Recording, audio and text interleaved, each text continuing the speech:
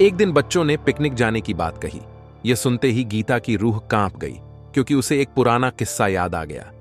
ये बात तब की है जब गीता 8वीं क्लास में पढ़ रही थी। एक दिन टीचर ने पिकनिक का प्लान बनाया था। अपने सभी दोस्तों के साथ गीता ने भी जाने के लिए हां कर दी। पिकनिक पर जाना था रामपुर। पूरा स्कूल पिकनिक जा रहा था, इसलिए करीब 20 बस सभी बच्चों को ले जाने के लिए तैयार थी। गीता अपने दोस्तों के साथ सबसे पीछे वाली बस में बैठ गई। सभी हंसते मस्ती करते हुए बस से जा रहे थे। तभी कुछ दूर जंगल के पास पहुंचकर उसी बस से तेज आवाज आई। ये वक्त रात के करीब 1:30 बजे का था। ड्राइवर गाड़ी से बाहर निकला तो उसे पता चला कि टायर फट गया है। ड्राइवर ने सबसे कहा कि बस का टायर बदलने में करीब 4 घंटे लगेंगे, आप सब नीचे उतर जाइए, मैं इसे बदल देता हूं। आप लोग पास के ढाबे में जा सकते हैं, वहां गर्म गर्म चाय पी लीजिए और मैं इस टायर को फटाफट बदलने की कोशिश करता हूं। ड्राइवर की बात सुनकर सभी बस से उतर गए और पैदल चलते हुए पास के ढाबे में पहुंचे। वहां एक बूढ़ा व्यक्ति चाय बना रहा था। इतनी रात को ढाबा खुला हुआ और किसी इंसान को चाय बनाते देख सबको हैरानी हुई। उस बूढ़े इंसान ने कहा, आप सब चाय पी लीजिए, यहां अक्सर लोगों की गाड़ी खराब हो जाती है, इसलिए मैं भी अपना ढाबा हरदम खुला रखता हूं। आप जैसे राहगीरों को कुछ मदद हो जाती है। उनकी बात सुनकर सबने चाय का ऑर्डर दे दिया। उन्होंने कुछ ही देर में सबके लिए चाय बनाकर मेज पर रख दी। चाय पीते हुए गीता की आंखें एकदम ढाबे की छत की तरफ गईं। वहां गीता ने एक औरत को सफेद रंग की साड़ी में खुले बाल लहराते हुए देखा। कुछ देर बाद वो जोर जोर से हंसने लगी। भले ही हंसने की आवाज किसी को सुनाई नहीं दे रही थी, लेकिन गीता ने उसे मुंह खोलकर हंसते हुए देखा था। ये सब देखकर गीता ने डर के मारे आंखें नीचे झुका लीं।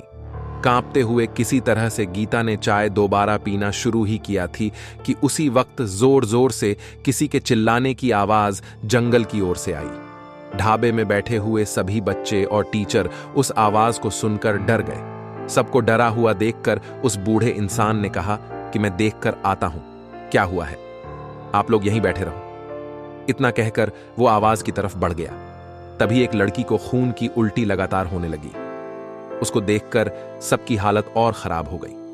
उसी समय एक टीचर ने कहा कि तुम सब आग जलाओ और उसके बगल में बैठ जाओ। सबने मिलकर आग जलाई और गोल घेरा करके बैठ गए। टीचर ने सख्त लहजे में सबसे कह दिया कि अकेले कोई कहीं नहीं जाएगा। वैसे भी सब इतना डरे हुए थे कि अकेले कहीं जाने की हिम्मत हो नहीं रही थी। आग के पास बैठे बैठे 3 बज गए। तब कहीं जाकर वो बूढ़ा इंसान जंगल से लौट कर आया। उसने सबकी तरफ देखा और कहा कि उस चीख को सब भूल जाना, नहीं तो जीना मुश्किल हो जाएगा। इतना कहकर वो ढाबे के अंदर चला गया। तभी ड्राइवर भी टायर बदलकर बस लेकर ढाबे के पास पहुंचा।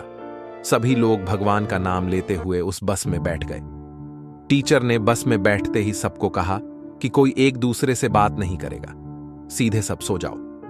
टीचर की बात मानकर सब चुपचाप बस में ही सो गए। उसके बाद पिकनिक स्पॉट पर पहुंचे और करीब 1 हफ्ते बाद घूम कर आ गए। पिकनिक में किसी ने दूसरे बस के बच्चों से उस रात के बारे में कुछ नहीं कहा, क्योंकि टीचर ने मना किया। लेकिन पिकनिक से लौटते ही सबने अपने दोस्तों और दूसरी क्लास वालों को इस भूतिया घटना के बारे में बताया।